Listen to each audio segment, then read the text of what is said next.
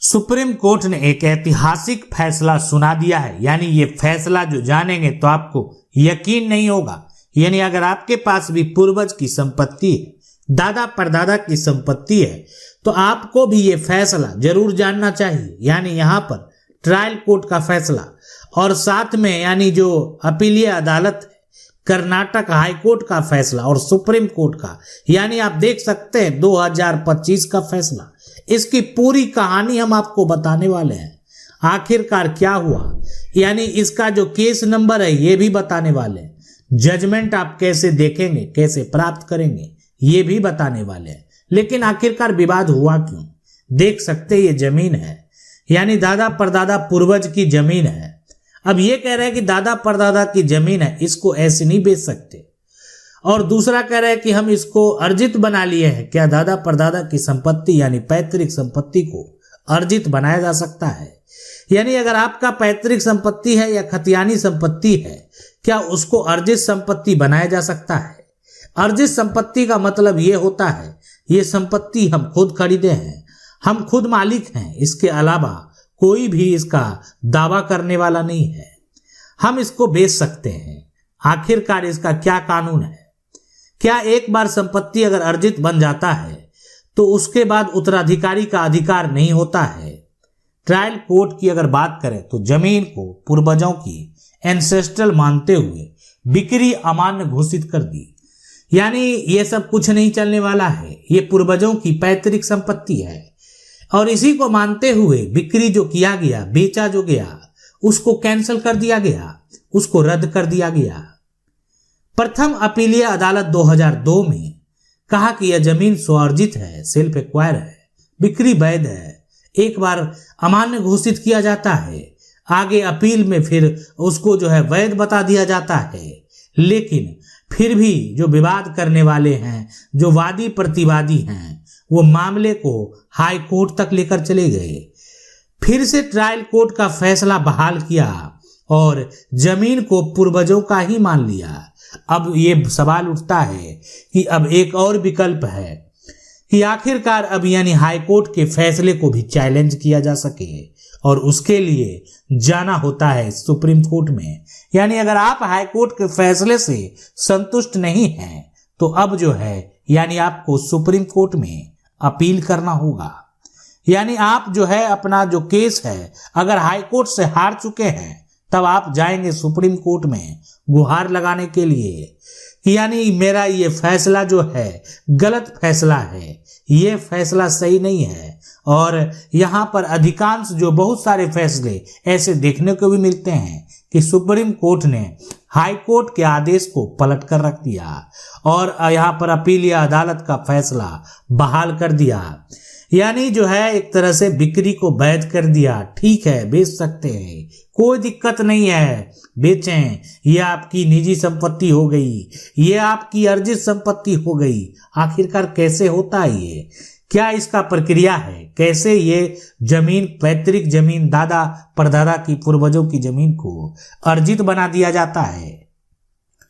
एक विवाद होता है, यानी विवाद जिसके बीच में होता है वो अगंदी है।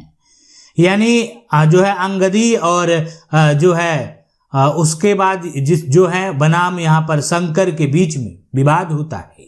सुप्रीम कोर्ट के द्वारा 22 अप्रैल 2025 को एक ऐतिहासिक फैसला सुना दिया गया और केस नंबर की अगर बात करें तो ये है 5401 ऑफ 2025। यानी और जजमेंट के लिए आप डिस्क्रिप्शन में भी जा सकते हैं, देख सकते हैं कि आखिर क्या करना है। अब यानी दादा परदादा जो है जमीन है और इसको बेच नहीं सकते हैं, यानी पूर्वज की प्रॉपर्टी है, ये बेच नहीं सकते हैं। लेकिन ऐसा नहीं हुआ। यानी जमीन का जो विवाद है, वादी की अगर बात करें सबसे पहले तो ये है यहाँ पर जयराम पा के बच्चे बोलेंगे जमीन पैतृक पूर्वजों की है, इसलिए पिता अकेले नहीं बेच सकते थे। प्रतिवादी जो है जिसकी यहाँ पर वो बोले कि यह जमीन विभाजन के बाद यहाँ पर जो है स्वअर्जित संपत्ति हो गई, इसलिए उसको अगर बेच दी तो बिक्री वैध है अब ये सवाल उठता है कि आखिरकार एंसेस्ट्रल यानी पैतृक संपत्ति मानी जाएगी या स्वार्जित संपत्ति मानी जाएगी। अरे इसी बात का विवाद हो गया। यानी जो है जमीन परिवार की थी, इसलिए सभी बच्चे का हिस्सा बनता है, पिता अकेले इसको नहीं बेच सकते। सबसे बड़ी बात है कि यहाँ पर प्रतिवादी का जो तर्क था वो कि यानी जमीन 1986 के पार्टीशन डीड से अलग होकर ये जो है निजी संपत्ति बन गई थी। खरीद के लिए उसने लोन लिया था, ना कि परिवार की संपत्ति का पैसा इस्तेमाल किया, इसलिए बिक्री पूरी तरह से वैध है। यानी महादेव पूरा गांव का जो परिवार है, यानी जमीन का विभाजन जो है एक तरह से कर लिया था, यानी जमीन का जो है यानी कह सकते हैं बंटवारा कर लिया गया था। क्या बंटवारा करके हमारा कानून क्या कहता है? यहां पर अगर बात करेंगे अंतिम निर्णय की, तो जमीन को यानी ये जो जमीन आप देख रहे हैं इसको स्वार्जित माना गया। यानी जो है जो हक का दावा करने वाले थे उनका हक नहीं चलने वाला है, इसलिए कि जमीन को एक तरह से रजिस्टर बंटवारा करके पार्टीशन डीड से प्रॉपर्टी को अगर अलग किया गया तो हिस्सेदार जो हैं वो अपने हिस्से की प्रॉपर्टी बेचने का अधिकार है। अरे जो शेयर उनका बनता है वो बेचने का अधिकार है। तो इसलिए इस जो बिक्री को यानी जमीन का जो बिक्री है ना उसको वैध माना गया। देखें कोई भी जमीन हो, दादा परदादा की ही जमीन हो, अगर उसकी बात करें तो ये जो आप देख सकते हैं ये जमीन का टुकड़ा है। अब अगर पिता के 2 बेटे हैं तो ये संपत्ति 3 हिस्सों में बढ़ जाएगी। अब ये शेयर जो है अगर ये कानूनी तरीके से बढ़ चुकी है तो ये शेयर पिता का है, पिता का भी शेयर बन गया, बेटा का भी बन गया, और फिर बेटा है उसका भी बन गया।